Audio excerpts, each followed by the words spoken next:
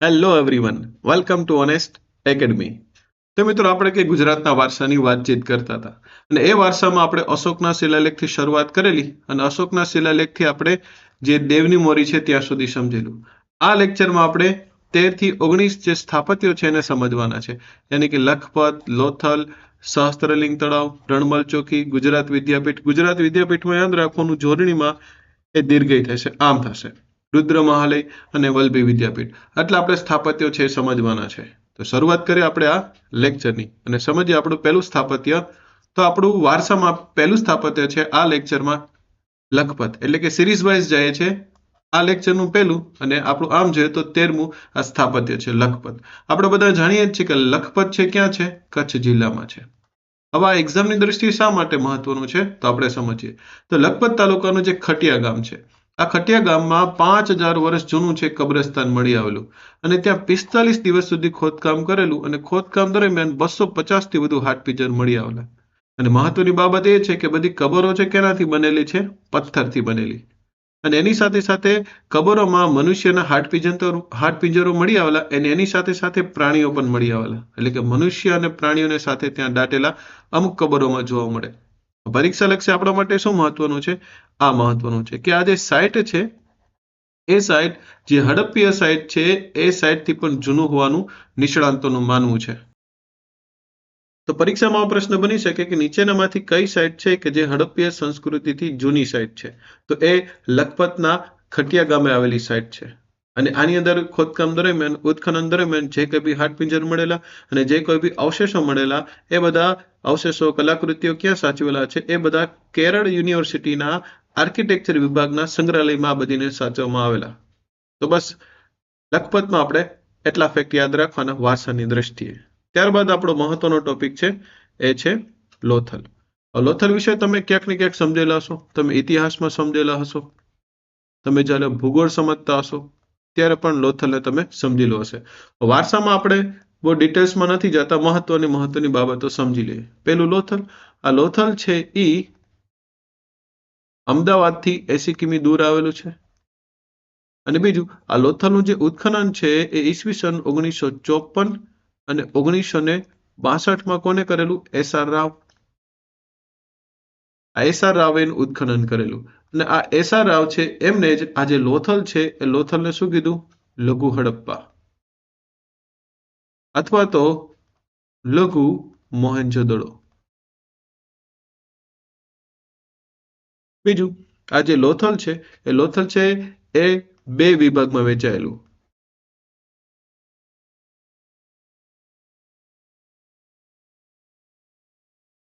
જે પ્રથમ વિભાગ છે એને શું કહેવાય? ગઢ. અને જે બીજો વિભાગ છે એને શું કહેવાય? નીચલું નગર. આ જે ગઢ છે, ગઢ, ત્યાં કોણ રહે? તો કે શાસક. અને જે નીચલું નગર છે ત્યાં કોણ રહે? ત્યાં રહે છે સામાન્ય વર્ગ.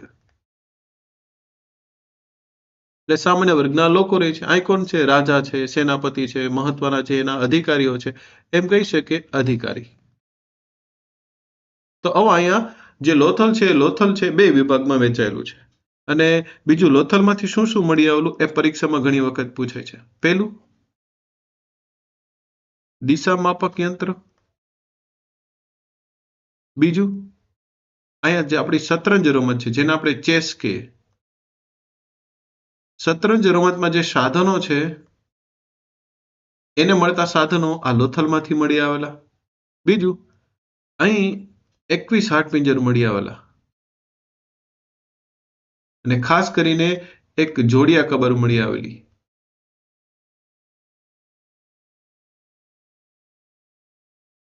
આ ઘણી વખત પ્રશ્ન બની ગયો છે કે નીચેનામાંથી કયા સ્થળે જોડિયા કબર મળી આવેલી? તો જોડિયા કબર છે એ લોથલમાંથી મળી આવેલી.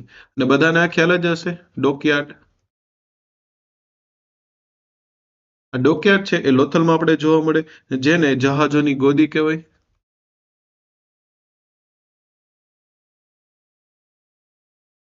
બીજું, લોથલમાં આપણે મહત્વનું યાદ રાખવા જેવું હોય તો એ છે કે ત્યાં સિંધુ લિપિમાં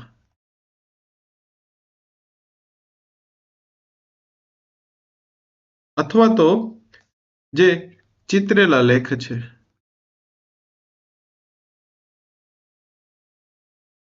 ચિત્રેલા લેખ એવા 95 ચિહ્ન મળી આવેલા અને 95 ચિહ્ન છે એ ચિહ્નમાં 28 ચિહ્ન છે એ જ મહત્વના છે. અને બીજું મહત્વની બાબત લોથલમાં આપણે છેલ્લી બાબત જોઈએ તો અહીં પારસની મહોર મળી આવેલી. તો પરીક્ષામાં વારસાની દ્રષ્ટિએ આમાંથી પ્રશ્ન બનવા હોય તો બની શકે કે કયા વિસ્તારમાંથી 21 હાડપિંજર મળી આવેલા, તો એ લોથલમાંથી. કયા વિસ્તારમાંથી જોડિયા કબર મળી આવેલી, તો એ લોથલમાંથી. પછી આ જે લોથલ છે એ કેટલા વિભાગમાં વેચાયેલું, તો 2 વિભાગમાં, એક ગઢ અને એક નીચલું નગર. તો એટલી બાબત છે આપણે લોથલમાં યાદ રાખી શકીએ. બસ હમણાં આપણે જે વાતચીત કરેલી બધી એ જ બાબત છે લોથલની, કે લોથલ છે એ ક્યાં આવેલું, તો કે અમદાવાદમાં આવેલું. અમદાવાદના જે ધોળકા તાલુકા છે ત્યાં આવેલું સરગવાલા ગામે, અને નદી કહે તો ભોગવા નદી કિનારે આવેલું છે. બીજું આની શોધ આપણે વાત કરીએ 1954માં કરેલી. લોથલનો શું થાય, તો કે લાશનો ઢગલો અથવા તો મરેલાનો ટેકરો. અને જ્યાં આ જે લોથલ છે ત્યાં શું મળી આવેલું, ડોકયાર્ડ મળી આવેલું, જોડિયા હાડપિંજર મળી આવેલી. આમ જોઈએ તો ટોટલ 21 હાડપિંજરો મળી આવેલા. એમાં આ જે જોડિયા જે હાડપિંજર છે એ ઘણું ફેમસ છે, પરીક્ષામાં બી ઘણી વખત પૂછાયેલું. અને અહીંયા મણકા બનાવવાની ફેક્ટરી મળી આવેલી. અને જૂનામાં જૂનો કૂવો છે એ આપણે લોથલમાંથી મળી આવેલો. અને ભારત સરકાર અને જે આ પોર્ટુગીઝ સરકાર છે સાથે મળીને ત્યાં એક હેરિટેજ મ્યુઝિયમ બનાવે છે, એટલે કે નેશનલ મેરીટાઈમ હેરિટેજ મ્યુઝિયમ બનાવે છે. પરીક્ષામાં પ્રશ્ન બની શકે કે ભારત સરકાર કોની સાથે મળીને નેશનલ મેરીટાઈમ હેરિટેજ મ્યુઝિયમ બનાવશે, તો એ જે પોર્ટુગલ સરકાર છે એની સાથે મળીને એ મ્યુઝિયમ બનાવશે. આ બધી ઇમેજીસ છે કે જે લોથલમાંથી બધી મળી આવેલી જે વસ્તુ છે એ છે. આ જે છે એ એક લોથલમાંથી મળી આવેલા ઘરેણાં છે. આ જે છે એ લોથલમાંથી મળી આવેલી જે આ મુદ્રા છે. આ જે છે એ એક સિંગી બળદ છે. અને હમણાં વાત કરી એમ કે ત્યાંથી પારસની મોહર પણ મળી આવેલી. અને હમણાં વાત કરતા કે અહીં જોડિયા કબર મળી આવેલા. બીજું આ શું છે, લોઅર ટાઉન છે. હમણાં વાત કરીએ એમ કે લોથલ છે એ 2 વિભાગમાં વિભાજિત છે. પ્રથમ શું છે, તો કે ગઢ, અને બીજું શું છે, તો કે નીચલું નગર. ગઢમાં કોણ રહી, તો કે શાસક વર્ગ, અને નીચલા નગરમાં કોણ રહી, તો કે સામાન્ય વર્ગ એ નીચલા નગરમાં રહે.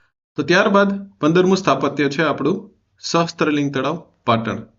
આપણે બધા જાણીએ જ છે કે આ જે સહસ્ત્રલિંગ તળાવ છે એ રાજા દુર્લભરાય છે એમને આ સહસ્ત્રલિંગ તળાવ બાંધેલું, એટલા માટે એને દુર્લભ સરોવર પણ કહેવાતું. અને જે છે એ આગળ સમય જતા જે સિદ્ધરાજ જયસિંહ છે, આ સિદ્ધરાજ જયસિંહ છે એને શું કરાવે છે, જીર્ણોદ્ધાર કરાવે છે. અને આ સિદ્ધરાજ જયસિંહ વિશે પરીક્ષામાં ઘણા બધા ફેક્ટ પૂછાય છે. એ ફેક્ટ તમારે ખાસ યાદ રાખવા. પહેલું, સિદ્ધરાજ જયસિંહ છે એમના પિતા. સિદ્ધરાજ જયસિંહના પિતાનું નામ શું હતું, કર્ણદેવ પહેલો. અમને એની માતાનું નામ શું હતું, એમની માતાનું નામ હતું મિનળ દેવી. અને એના વેવિશાળ છે એ કોની સાથે થયેલા, રણક દેવી. આ એ જ રણક દેવી કે જે વઢવાણમાં સતી થાય. આવું તમે ઇતિહાસમાં સમજેલા કે આપણે ઇતિહાસમાં નથી જતા, બટ સિદ્ધરાજ જયસિંહ આવેલા છે તો એના વિશે પરીક્ષાલક્ષી ફેક્ટ તમારે યાદ રાખવાના કે એના પિતા છે એ કોણ છે, કર્ણદેવ પહેલો છે. માતા મિનળ દેવી છે. એના વેવિશાળ છે એ રણક દેવી સાથે થયેલા. અને તમને સ્ટોરી બધી ખબર હશે શા માટે વઢવાણમાં એ સતી થાય. અને બીજું, આ જે સહસ્ત્રલિંગ તળાવ છે કે જે રાજા દુર્લભરાયે બાંધેલું હતું, એનો જીર્ણોદ્ધાર સિદ્ધરાજ જયસિંહે કરાવેલો. અને આ સિદ્ધરાજ જયસિંહ છે કે જે અણહિલવાડ પાટણ છે, એ અણહિલવાડ પાટણમાં આ જે સહસ્ત્રલિંગ તળાવ છે એની આજુબાજુ 1008 શું બનાવે છે, શિવાલય બાંધે છે. અને એટલા જ માટે આને બીજું નામ છે મહાસર. આ જે સહસ્ત્રલિંગ તળાવ છે ને મહાસર પણ કહેવાય. અને આ જે હેમચંદ્રાચાર્ય તમે જોઈ શકો છો, હેમચંદ્રાચાર્ય છે. આ હેમચંદ્રાચાર્યનો જે ગ્રંથ છે દયાશ્રય, એમાં પણ આ સહસ્ત્રલિંગ તળાવનો ઉલ્લેખ છે. અને હેમચંદ્રાચાર્ય એનો જન્મ ક્યાં થયેલો, ધંધુકામાં. અને આ એ જ હેમચંદ્રાચાર્ય છે કે જે ગુજરાતની અસ્મિતાના મહાન સર્જક કહેવાય. એનું મૂળ નામ શું છે, ચાંગદેવ. અને આ જે સહસ્ત્રલિંગ તળાવ છે એ સહસ્ત્રલિંગ તળાવમાં જે સરસ્વતી નદીનું પાણી અંદર આવતું હતું એમ કહેવાય છે.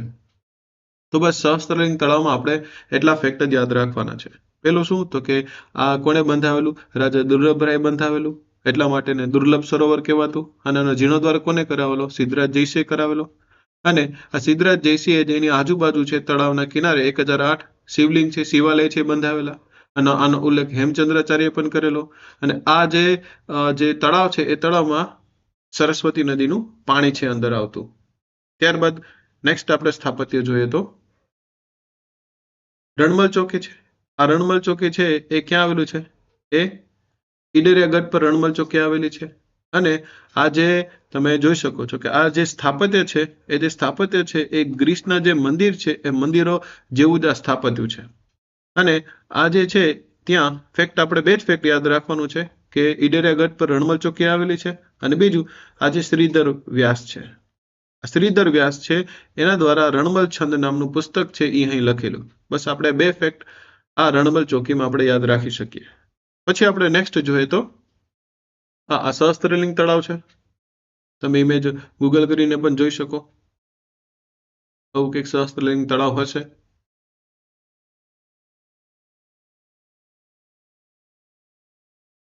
ઓકે, ત્યારબાદ આપણો પોઈન્ટ છે ગુજરાત વિદ્યાપીઠ. અને ગુજરાત વિદ્યાપીઠમાં ખાસ આપણે એ યાદ રાખવાનું છે કે ગુજરાત વિદ્યાપીઠ છે એની જોડણી છે એ આવી રીતના થાય.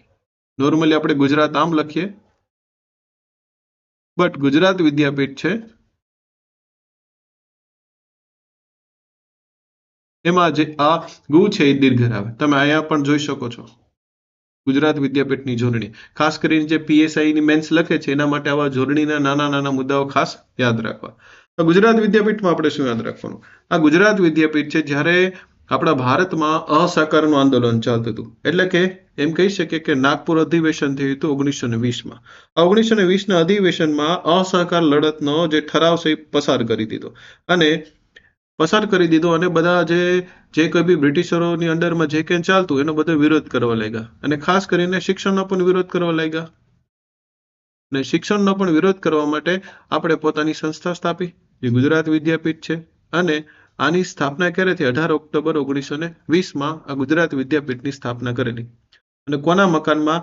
આ જે ડાહ્યાભાઈ મહેતા છે, ડાહ્યાભાઈ મહેતાના મકાનમાં આ ગુજરાત વિદ્યાપીઠની સ્થાપના થઈ. અને પ્રથમ એના કુલપતિ કોણ હતા? તો પ્રથમ એના કુલપતિ હતા ગાંધીજી.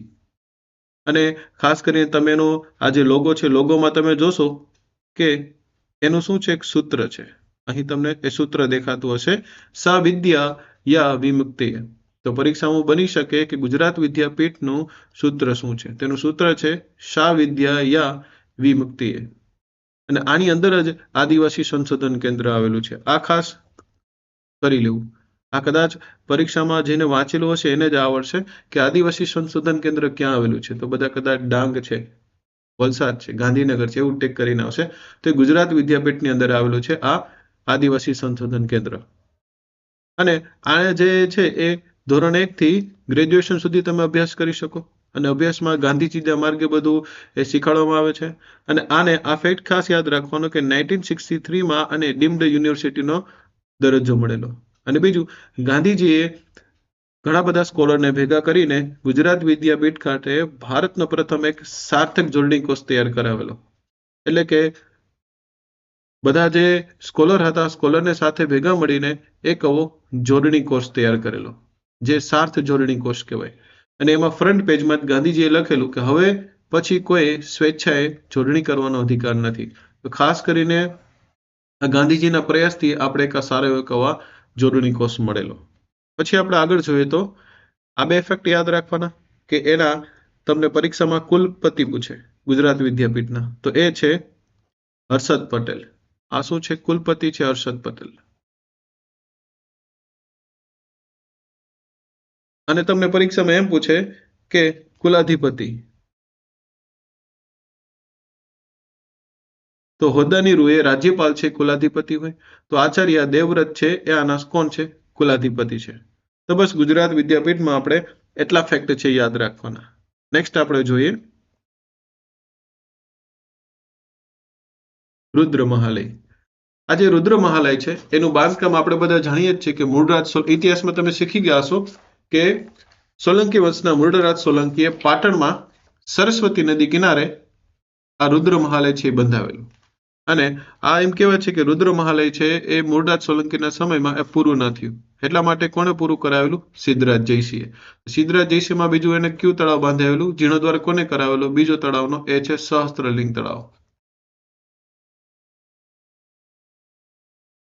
અને બીજું જે મૃડાજ સોલંકીએ જે પાટણમાં જે સહસ્ત્રલિંગ બંધાવેલું એનું કાર્ય એ મૃડાજ સોલંકી પૂરું ન કરી શક્યો અને પૂરું કોણ કરે છે? સિદ્ધરાજ જયસિંહ. અને આ ગુજરાતની પ્રથમ 2 માળની ઇમારત છે અને એની ઊંચાઈ છે 150 ફૂટ જેટલી છે. કોણ ધ્વંસ કરે છે? એ અલાઉદ્દીન ખિલજી એને ધ્વંસ કરે છે. તો પરીક્ષા લક્ષી શું યાદ રાખવાનું? આ રુદ્ર મહાલય છે ક્યાં આવેલું છે? તો કે પાટણમાં, સિદ્ધપુરમાં આવેલું છે. કોને બાંધેલું છે? તો કે એ મૃડરાજ સોલંકીએ બાંધેલું છે. ક્યાંય નદી કિનારે? તો કે સરસ્વતી નદી કિનારે.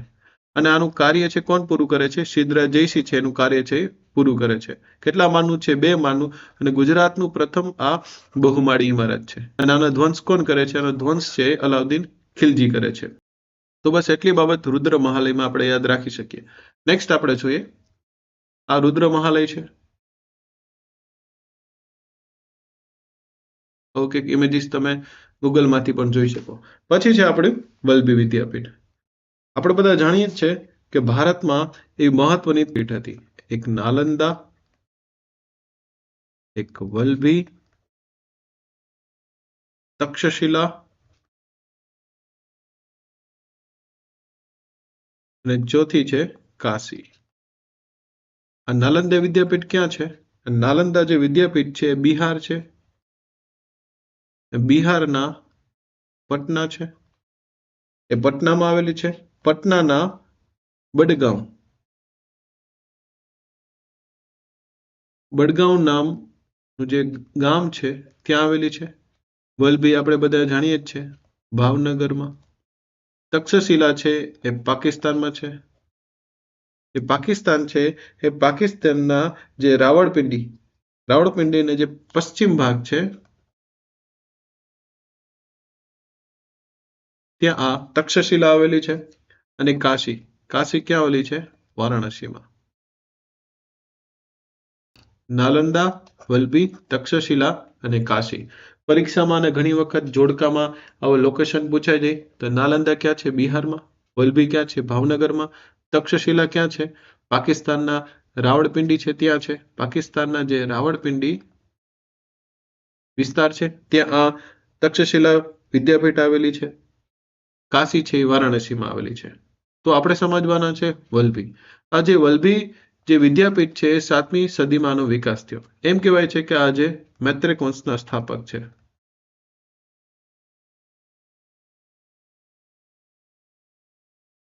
ભટ્ટાર્ક. આ ભટ્ટાર્ક છે એ ઈસવીસન 470માં પોતાને શું કરે છે? સ્વતંત્ર જાહેર કરે છે અને એ પોતે વલ્લભીની સ્થાપના કરે છે. અને ત્યારબાદ ધીમે ધીમે આગળ વંશો આવે છે. એમાં આ જે ધ્રુવસેન બીજો છે, આ ધ્રુવસેન બીજો છે એના જ સમયમાં આ વલ્લભીની મુલાકાત લે છે હ્યુએન ત્સાંગ અને એમ પૂછે કે આ વલ્લભી વિદ્યાપીઠ છે એ વલ્લભી વિદ્યાપીઠનું નિર્માણ કોના સમયમાં થયેલું? તો એ ધરસેન છે. આ ધરસેનના સમયમાં આ જે વલ્લભી વિદ્યાપીઠ છે એનું શું થયું? નિર્માણ થયેલું. અને જે મૈત્રેક વંશનો સ્થાપક પૂછે તો કોણ આવશે? ભટ્ટાર્ક. અને એમ પૂછે કે મૈત્રેક વંશનો અંતિમ શાસક કોણ? તો મૈત્રેક વંશનો અંતિમ શાસક છે શિલાદિત્ય સાતમો. આ ફેક્ટ તમે પરીક્ષા માટે યાદ રાખી શકો. અને આ જે ભટ્ટાર્ક છે એ શૈવ ભક્ત હતો. ભગવાન શિવનો ઉપાસક હતો. એટલે આપણે આ ખાસ યાદ રાખવાનું કે ભટ્ટાર્ક છે એ બૌદ્ધિસ્ટ નહોતો. એ શૈવ ધર્મ સાથે ભગવાન શિવ સાથે જોડાયેલો હતો. અને બીજું યાદ રાખવાનું કે આ જે વલ્લભી વિદ્યાપીઠ છે એના આચાર્ય હતા સ્થિરમતી અને ગુણમતી. આ 2 ફેક્ટ પરીક્ષામાં ઘણી વખત પૂછે છે કે વલ્લભી વિદ્યાપીઠ છે એના આચાર્ય કોણ હતા? તો એ સ્થિરમતી અને ગુણમતી હતા. અને આ મૈત્રક કાળ છે. મૈત્રક કાળ દરમિયાન અહીંયા બીજી જૈન સંગીતનું આયોજન કરેલું અને એના અધ્યક્ષતાએ ક્ષમાક્ષણો હતા.